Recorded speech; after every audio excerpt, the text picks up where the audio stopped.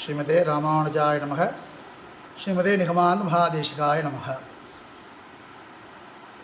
మొన్న వీడియోలో సమాశ్రయణం అంటే ఏంటి, శరణాగతి అంటే ఏంటి, శరణాగతిలో శరణ్య లక్షణము, శరణాగతుడు లక్షణం రెండు చూస్తాం.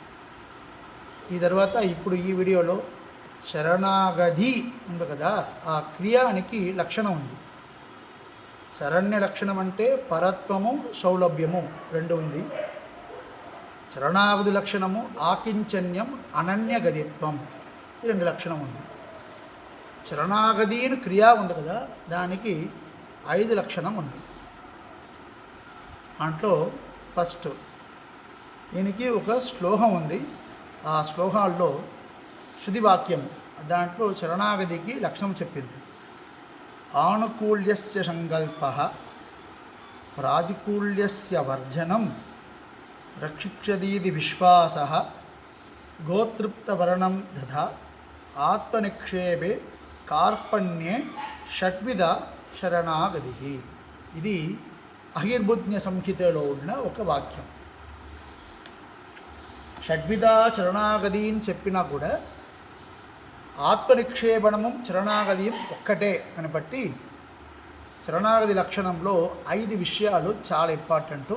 ఆత్మనిక్షేపణం కలిసి 6 విషయం చాలా ముఖ్యమైన విషయం.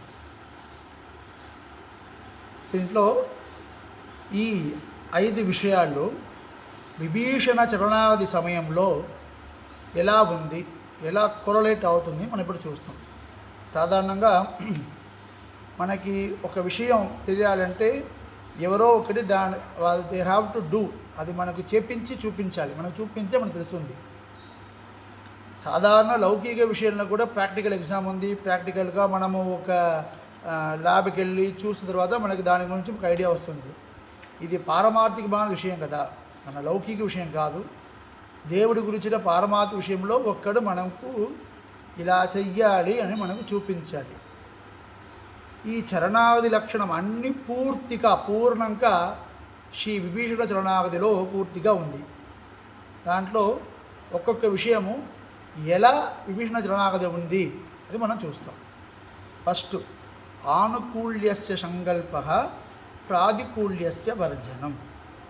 స్వామి వేదాంత దేశికవారు, స్వామి పెరియవాచన పిళ్ళవారు ఇద్దరు అభయప్రధాన సారం అంటే గ్రంథం విభీషణ శరణాగతి ఎలా జరిగింది, విభీషణ శరణాగతిలో ప్రకరణంలో ఏమేమి జరిగిందని వాళ్ళిద్దరూ వ్యాఖ్యానం చేస్తారు రామాయణ శ్లోకం కనిగి.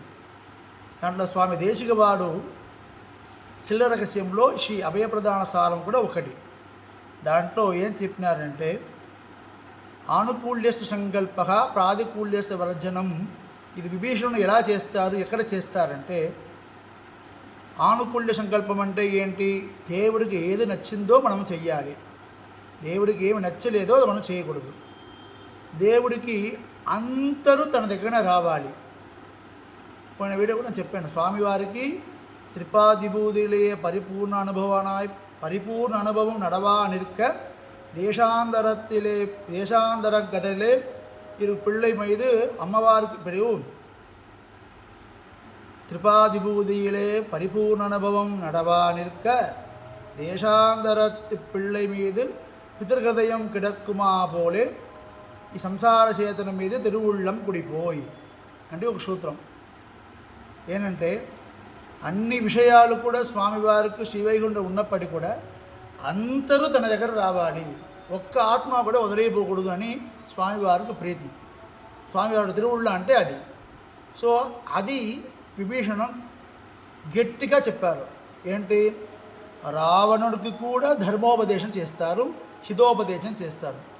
రావణ, సీతమ్మ మళ్ళీ మనము స్వామివారికి ఇవ్వాలి, సీతమ్మ ఇక్కడ ఉన్నవారు కాదు, మనం తప్పకుండా రాముడి వారు మన సమర్పణ చెయ్యాలి. ఇది స్వామివారికి నచ్చిన విషయం.